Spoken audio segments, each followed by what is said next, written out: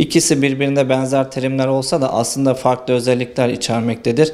İlk güneş çarpmasıyla başlamak istiyorum. Güneş çarpması, güneş ışınlarına maruziyet sonrası kişilerdeki vücut ısısının artması, ama bu vücut ısısı genellikle 38 derecenin altında olan artışlardır. Kişilerde baş ağrısı, yüzde boyunda kızarıklık, hafif bulantı hissi, kas krampları meydana getirebilir. Diğeri sıcak çarpması ise daha ciddi ve acil bir durumdur. Temel fark da budur. Sıcak çarpmasında kişinin vücut ısısı 40 derecenin üzerinde çıkmaktadır. Amerika'da yapılan çalışmalarda her yıl sıcak çarpmasından yaklaşık 50 kişinin hayatını kaybettiği gözlemlenmiştir.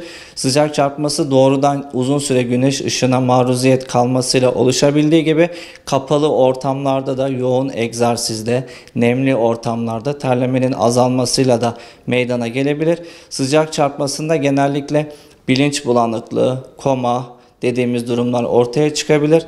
Bunun yanında kas krampları, ağrılar, bulantı, kusma, baş ağrısı gibi semptomlar vardır. Acil müdahale gerektirmektedir. Hayati durum söz konusudur.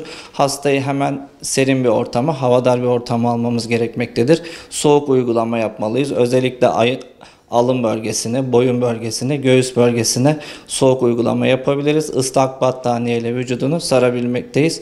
Vücut genellikle 42 derecenin üstündeki sıcaklıklara 45 dakika dayanıklıdır.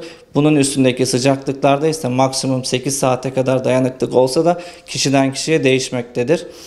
Kimler risk altındadır? Özellikle yaşlı, 65 yaşın üzerindeki kişiler, 5 yaşın altındaki kişiler, kronik hastalıkları olan tansiyon hastalığı, şeker hastalığı, obezite, kaşeksi hastalıklar, kronik böbrek yetmezliği, kanser hastaları, bunlar mutlaka sıcak ortamlarda dikkat etmeleri gerekmektedir.